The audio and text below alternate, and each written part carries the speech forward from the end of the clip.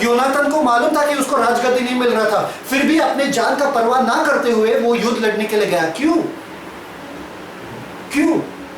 वो बैठ के बात करने वालों में से नहीं था, वो अलग था, वो करने वालों में से था। आप या तो बैठ के बात करो, प्रचार करो, टॉक करो, बात करो, या आप जाके वहां पर कार्य करो।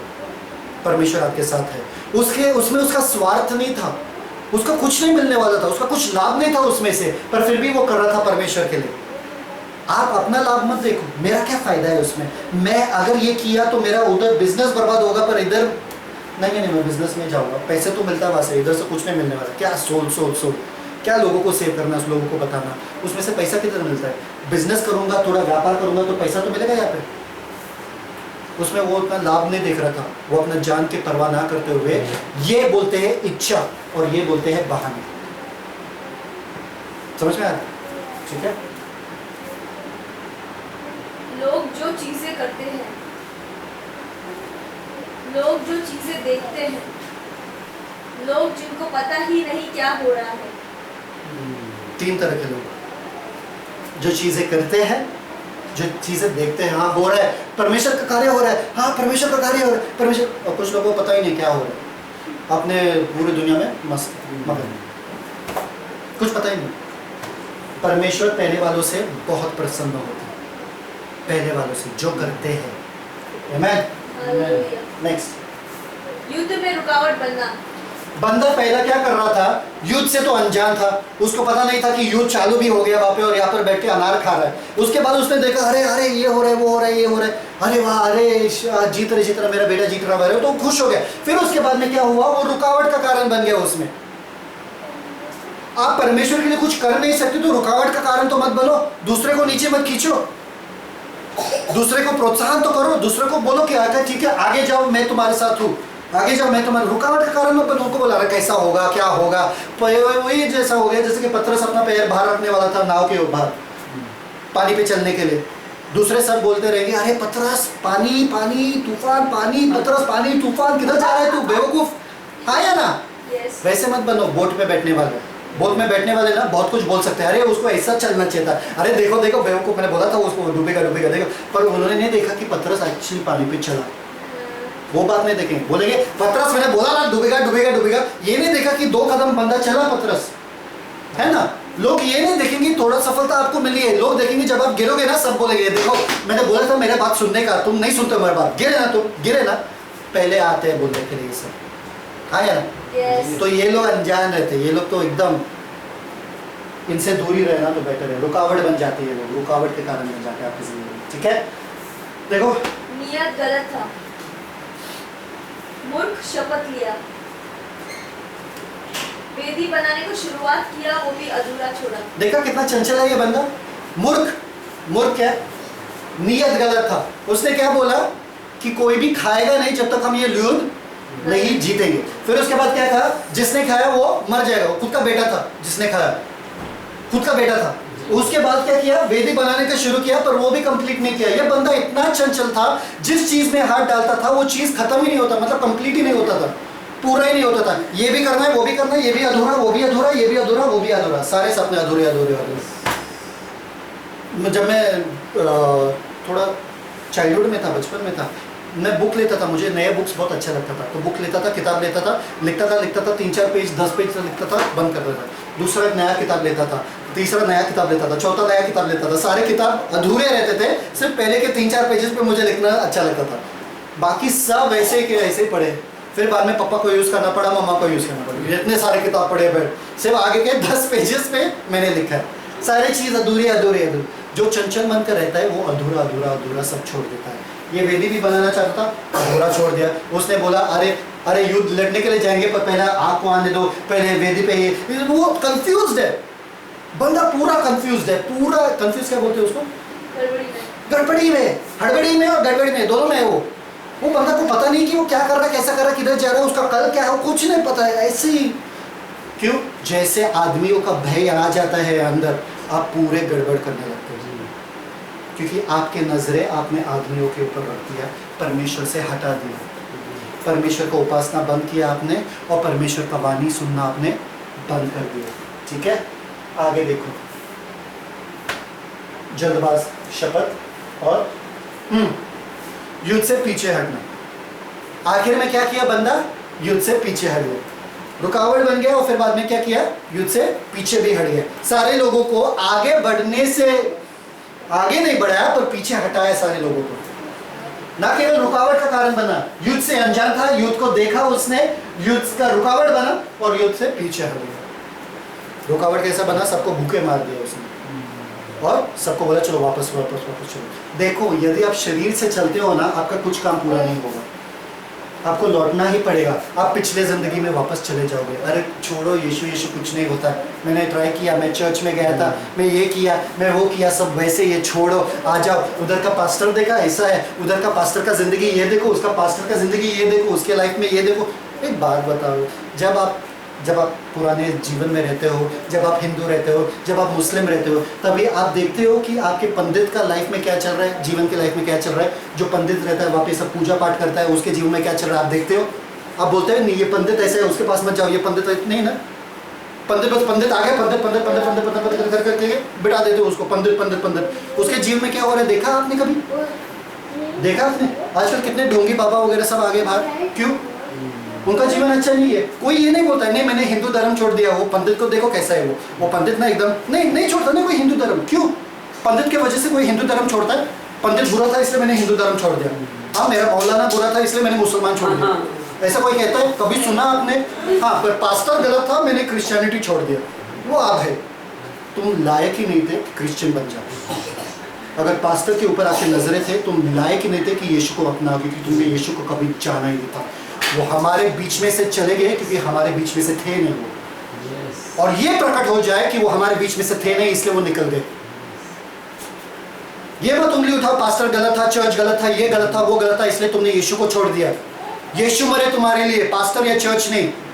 यीशु जी उठे तुम्हारे लिए, पास्टर और चर्च नहीं। यीशु वापस आने वाले, पास्टर और चर्च नहीं। आप धोखे में अपने आप को रख रहे हो। यदि आप पास्टर को देखो आपका जीवन चल रहा, आप धोखे में अपने आप को रख रहे हो। जाओ हिंदू धर्म में वापस, आपको लग रहा है कि वापस सुख शांति है, अंतिम दिन में आपको पता चलेगा कि आपने कितना गलत किया। बाइबल में लिखा था बेहतर ये होगा कि तुमने यीशु मसीह को कभी जाना ही नहीं होता, इससे ज्यादा कि तुमने यीशु मसीह को जाना और यीशु मसीह को त्याग कर तुम वापस से जिंदगी में चले गए।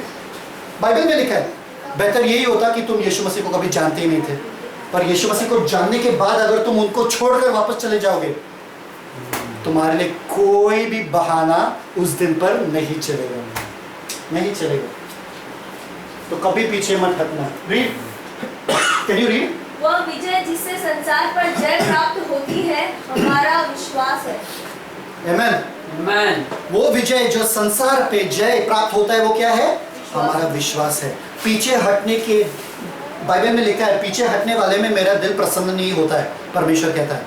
My soul doesn't delight in them that draw back. जो पीछे हटता है मेरा सोल, मेरा जो जीव है ना, मैं खुश नहीं होता उन बंदों से। पर जस्ट जो धार्मिक है वो विश्वास से जिएंगे। किससे जिएंगे? विश्वास से जिएंगे। और हर जीत हम विश्वास से ही जीतेंगे। हर जीत हम किससे जीतेंगे? विश्वास से ही जीतेंगे। पीछे हटने में हमारी ही बेवकूफ़ी है। बाइबल में लिखा है, यीशु मसीह ने कहा कि कोई भी यदि हाथ डाले लंगर में, सेवकाई में, और पीछे हटे तो वो राज्य के लायक नहीं है, वो मेरे लायक नहीं है। यदि आपने ठान लिया यीशु मसीह के पीछे चलना ना, पीछे मत हटना, क्योंकि अगर पीछे हटे तो आप यीशु मसीह के कभी लायक ही नहीं थे, हैं? नालायक है। तीसरा हाथ, अध्याय 15। वाह, 31 चैप्टर्स, अमेजिंग। 3 चीजों का अदल बदल किया। शॉल की जिंदगी में 3 चीजों का अदल बदल हुआ। आपकी जिंदगी में भी 3 चीजों का अदल बदल ध्यान से देखना नहीं होना चाहिए। सबसे पहले जो अदल बदल हुआ वो करने को कहने से बदल दिया। करने को क्या किया? पहले हम करते थे पर अभी सिर्फ कहते हैं, है ना? हम गाना गाते, हे यीशु मसीह तुम मेरे सब कुछ, हाँ सिर्फ तुम्हारा आवाज सुनकर मैं तुम्हारे पीछे चलूंगा, और बाकी सबके सुनते रहते। सही बात है। हम कहते तो है पर करते नहीं है। हाँ, हम प्रार्थना करेंगे, हाँ हम प्रार्थना करेंगे, हम बाइबल पढ़ेंगे, हम पढ़ेंगे, कहते बहुत कुछ है, होता नहीं है। तो हम कहने को करने से बदल जाता है, बदलाव हो जाता है। ठीक है, उसके साथ भी यही हुआ। दूसरा रीड। स्वीकारने को बहानों से बदलना। भाई तुम आए नहीं तो उस मीटिंग, अरे नहीं क्या हुआ ना, अरे अरे मेरे घर पे ना बहुत ये, अरे स्वीकारो ना कि तुमको नहीं आने का था।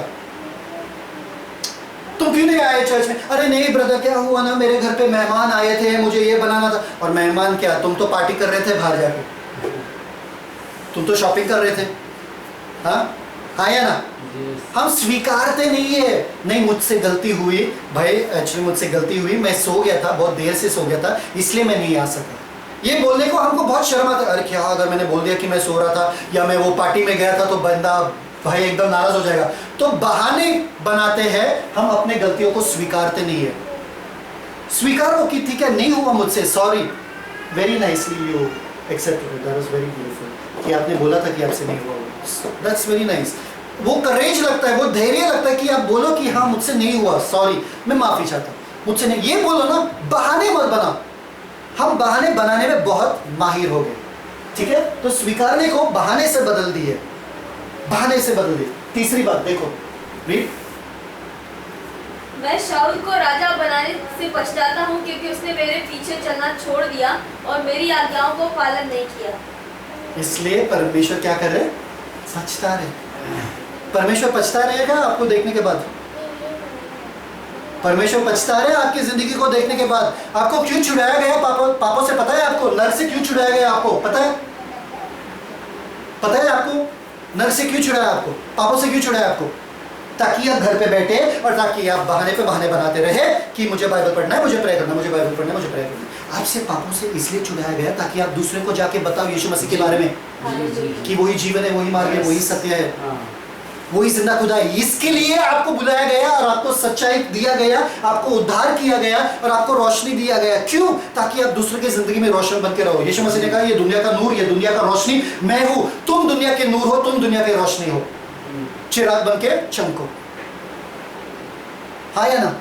हम क्या बन गए? चिराग बन के हम टेबल के नीचे बैठ गए, घरों में बैठ गए।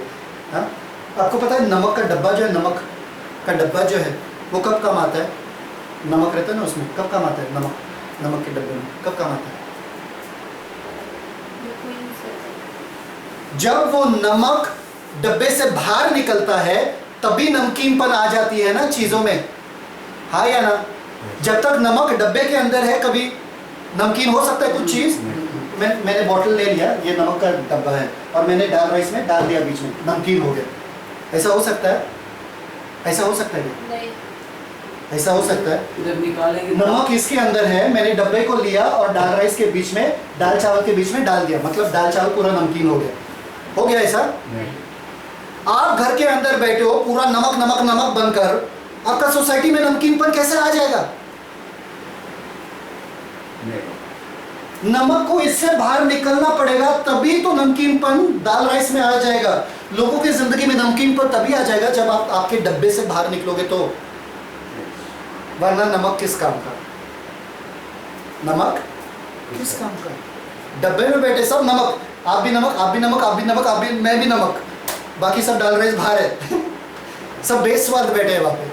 हम स्वाद बन जाते हैं उनके जीवन में। समझ में आया? नमक को बाहर निकलना जरूरी है, फिर ही नमकीनपन आ जाएगा। ठीक है, नेक्स्ट रीड। आज्ञाकारिता को त्याग से बदलना। जो हम यहाँ पर सीख रहे वो नहीं करना है, पर फास्टिंग करेंगे, 40 दिन फास्टिंग करेंगे, 50 दिन फास्टिंग करेंगे, 100 दिन उपास करेंगे, उपास करेंगे। परमेश्वर मैं उपास कर रहा हूँ, परमेश्वर तुमको सुनना ही पड़ेगा। परमेश्वर बोल रहे जो मैंने कहा वो तो करो, उपास करने की जरूरत नहीं है, उपास करने की जरूरत नहीं, जो मैंने कहा वो तो करो। अगर जो मैं कहता हूँ वो करते हो आप वैसे भी सफलता पाओगे। आपको रो रो के गिड़गिड़ा कर, हे परमेश्वर देखो मैंने क्या क्या त्याग लिया, ये त्याग दिया, वो त्याग दिया, ये त्याग दिया। परमेश्वर कहते हैं मुझे त्याग से प्रसन्नता नहीं मिलती है, मुझे आज्ञाकारी लोगों से प्रसन्नता मिलती है। किससे? किससे मिलती है? आज्ञाकारी लोगों से प्रसन्नता मिलती है। आप जितना मैं बोलता हूँ उतना करो ना, आप सफल हो जाओगे। आपको उपास प्रार्थना वगैरह, उपास में बैठकर गिड़गिड़ा कर ये सब करना, भीख मांग कर नहीं रहना पड़ेगा। परमेश्वर आपके पिता है। कोई बच्चा एकदम भूखा होकर पिता से मांगता है क्या, मुझे चॉकलेट दो, मुझे चॉकलेट दो, मुझे चॉकलेट दो, वरना मैं कुछ नहीं खाऊंगा। और परमेश्वर और पिता बोलता है 40 दिन तक ऐसे रहना, फिर मैं चॉकलेट दूंगा। फिर बच्चा रहता है 40 दिन तक करके, और फिर बाद में पिता देता है ठीक है तो 40 दिन तक भूखा रहा ना, ले लो चॉकलेट। ऐसा कभी होता है? नहीं। कभी होता है? तो आपके स्वर्गीय पिता को ऐसे क्यों आप मानते हो कि ऐसे है वो? आपको क्यों लगता है कि आपको पहले उसको प्रसन्न करने के बाद उसको खुश करना पड़ेगा, फिर ही वो कुछ करेंगे आपके लिए? जितना कहा गया है ना आपसे उतना ही करो, आप सफल हो जाओगे, आप उसको प्रसन्न करोगे। हाँ या ना? हाँ। तो आज्ञाकारिता को त्याग से बदल दिया। तो वो बोला कि मैंने त्याग दिया, पर परमेश्वर ने बोला मुझे त्याग नहीं चाहिए, मुझे बगैरा नहीं चाहिए, मुझे आज्ञाकारी लोग चाहिए। ठीक है, next. Don't read this scriptures. चरित्र को प्रतिष्ठा से बचा। भले ही हम कैसे भी हो, घर में गांव में हमारा नाक नहीं कटना चाहिए, हमारे बिरादरी में हमारा नाक नहीं कटना चाहिए। 10 लोगों के सामने मेरा नाक बचाए रख। नाक में क्या रखा है?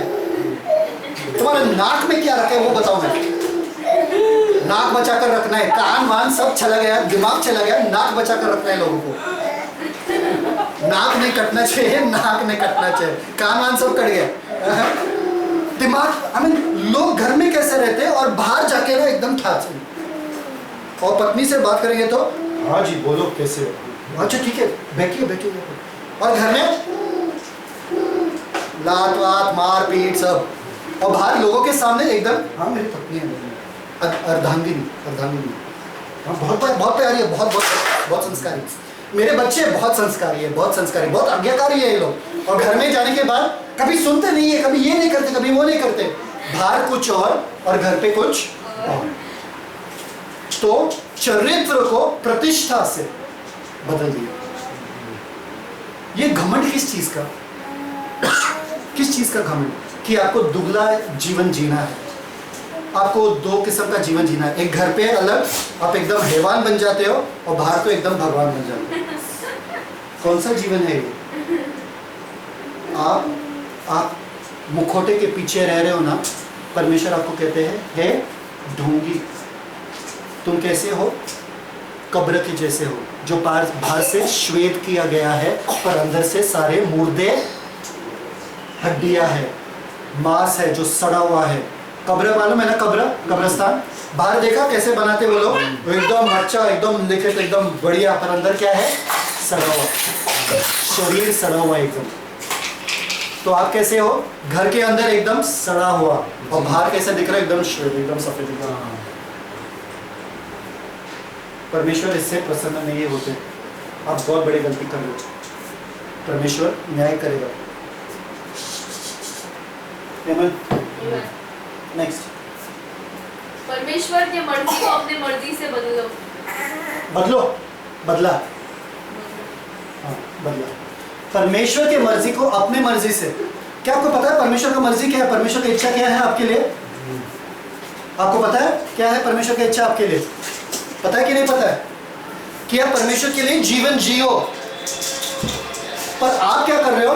नहीं मुझे आज सोने का इरादा, मुझे आज काम पे जाना है, मुझे ये करना है। नहीं, मैं नहीं बोल सकता उसको, क्योंकि मुझे खाना खाने का है, मुझे उसको सुसमाचार नहीं बोलना है, मुझे उसको चंगाई नहीं देना है, मुझे ये नहीं कर। परमेश्वर चाहते कि आप ये कार्य करो जो उसने बोला है आपको, और आप क्या कर रहे हो?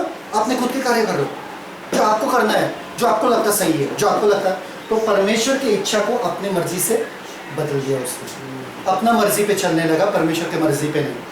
ये सबसे बड़ी गलत बात है। अपने आप को ख्रिस्ती कभी मत बोलना। अगर आप खुद के मर्जी पे जी रहे हो ना जीवन, अपने आप को ख्रिस्ती कभी मत बोलना, क्योंकि यीशु के नाम को कलंक लग जाता है। अगर आप यीशु के लिए जीवन जी रहे हो तो ही अपने आप को ख्रिस्ती कहना किसी के सामने कि हाँ मैं यीशु का बंदा हूँ, तो लोग आपके जीवन को देख के आपके स्वर्गीय पिता को महिमा दें। आमीन। रीड। और शमूएल ने अपने जीवन भर शाऊल से फिर भेंट न की, क्योंकि शमूएल शाऊल के लिए विलाप करता रहा, और यहोवा शाऊल को इस्राएल का राजा बनाकर पछताता था। ये आखिरी भेंट था शाऊल और शमूएल के बीच में। वो याजक चला गया शाऊल के जीवन से और उसको अकेला छोड़ दिया। क्यों? क्योंकि अगर परमेश्वर पछताता है ना, अगर परमेश्वर पछताता है, परमेश्वर का बंदा भी है जो आपके लिए कुछ नहीं कर सकता। अगर परमेश्वर से आपका रिश्ता टूट गया तो परमेश्वर का बंदा भी आपका हमारा रिश्ता टूट जाएगा, क्योंकि मैं परमेश्वर की इच्छा के अनुसार ही चलता हूँ। अगर परमेश्वर है आपकी ज़िंदगी में, हमारा रिश्ता है। अगर परमेश्वर ही नहीं है आपकी ज़िंदगी में, आपको पता है मैं नहीं तोड़ूंगा रिश्ता, आप खुद ही छोड़कर चले जाओगे, आप खुद ही छोड़कर चले जाओगे, आप खुद ही निकल जाओगे, आप नहीं आओगे, क्योंकि आपका रिश्ता टूट गया। आपको किसी और चीज़ में दिलचस्पी आ गई है, गलत चीज़ है। रीड।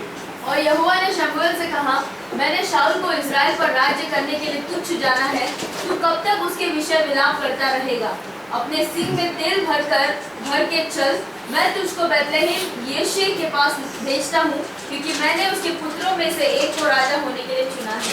बैतलहम में मैंने शाऊल को निकाल दिया, बहानेबाजों को निकाल दिया, जो अपने मर्जी पे चलते उनको निकाल दिया मैंने, जो अपनी इच्छे के अनुसार चलते उनको निकाल दिया, जो बहाने देते रहे तो उनको निकाल दिया मैंने। और क्या हुआ? मैंने एक और बंदे को चुन लिया है। रोना बंद कर शमूएल, अपने याजक को कहा रोना बंद कर, उठ, दूसरा बंदा तैयार है मेरे लिए। आप अगर बहाने बनाते हो, एक दिन ऐसे आएगा जो परमेश्वर का वाणी आपके कानों तक नहीं सुनाई देगा। क्यों? दूसरा कोई तैयार हो गया वहाँ पे। जब तक परमेश्वर का जब तक आज कहते हैं ना, परमेश्वर के वचन में लिखा है, till it is called today, do not harden your hearts. अपने दिल को कठोर मत करना जब तक आज है आपके पास, आज का दिन कहलाने के लिए है। अपने दिलों को कठोर मत करना, उसका वाणी सुनना। उनके जैसे कठोर मत करना जो रेगिस्तान में थे और उनका वाणी नहीं सुने उन्होंने, और उनको छोड़ दिया, उनको त्याग दिया। समझ में आ रहा है? आज परमेश्वर को अपना, आज परमेश्वर के वाणी को सुनो, बोलो कि परमेश्वर मेरा पूरा जीवन बहाने से नहीं होगा, इच्छे से होगा। मेरा इच्छा यही है कि तुम्हारा इच्छा मेरे इच्छे से होगी, मेरे जीवन के द्वारा है। मेरी मर्जी नहीं पर आपकी मर्जी हो, क्योंकि ये जीवन आपका है। आमीन। हालेलुया। रीड। लहुरा तो रह गया और वो भेड़ बकरियों को चरा रहा है। लहुरा कौन है? हमारा दूसरा बंदा जो शमूएल के, जो शाऊल ये राजा के जगह में रहने वाला था, कौन था वो? लहुरा। लहुरा मतलब क्या है? सबसे छोटा वाला। सबसे छोटा। एक घर में सबसे ज्यादा मान किसको दिया जाता है? सबसे बड़े वाले को या छोटे वाले को? सबसे बड़े वाले को। बड़े वाले को ना ज्यादा मान दिया जाता है, क्योंकि वो पहले लड़का है यार, परिवार का पहला लड़का है, तो उसको मान दिया जाएगा ना। किसको दिया मान? सबसे छोटे वाले। परमेश्वर का सबसे कार्य करने का तरीका अलग है। परमेश्वर के कार्य करने का तरीका अलग है। इसी चैप्टर्स में लिखे हैं कि परमेश्वर बाहरी रूप को, बाहरी स्वरूप को नहीं देखता है। शमूएल को भी परमेश्वर ने बोला कि उनके बाहरी स्वरूप को मत देखना, क्योंकि मैं अंदर के रूह को देखता हूँ, मैं अंदर के हृदय को देखता हूँ, मैं उनके इच्छाओं को देखता हूँ, उनके मन को देखता हूँ। समझ में आ रहा है? हालेलुया। तो किसको पकड़ा? लहुरा। सबको बोलो लहुरा। लहुरा। ये लायक नहीं था, ये छोटा जो था लायक नहीं था। क्यों? क्योंकि बड़ा वाला लायक था, जैसी के पुत्र बड़ा वाला लायक था, पर छोटे वाले सब बेटे आ गए। वापस शमूएल आया और बोला कि मुझे अभिषेक करना है, मुझे आया कुछ काम से और रुका था। परमेश्वर कौन कौन? ये बड़ा वाला रहेगा, नहीं ये वाला रहेगा। शमूएल बैठा था, अभी कौन है राजा, कौन है राजा, अगला राजा कौन, अगला राजा कौन? बैठा था वहाँ पे, सोच रहा था। और परमेश्वर ने बोला इनमें से कोई भी नहीं है, सारे बेटे वहाँ पे थे। तो शमूएल बोला अरे अगर परमेश्वर बोला है तो हम लोग क्या बोलेंगे? अरे फजीती हो गई। तो सारे बच्चे तो आ गए यहाँ पे, परमेश्वर ही कुछ गलत बोलते हैं, चलो सिर्फ पीकर चले जाएंगे वापस, क्या करेंगे, अभी फजीते हो गए, कोई बच्चा नहीं बटा। नहीं, शमूएल ने क्या बोला? अगर परमेश्वर ने बोला एक और लड़का यहाँ से ही आएगा तो लड़का है। भले ही उसके कोख में लड़का नहीं रहेगा तो भी लड़का आ जाएगा, पर लड़का है अगर परमेश्वर ने कहा तो।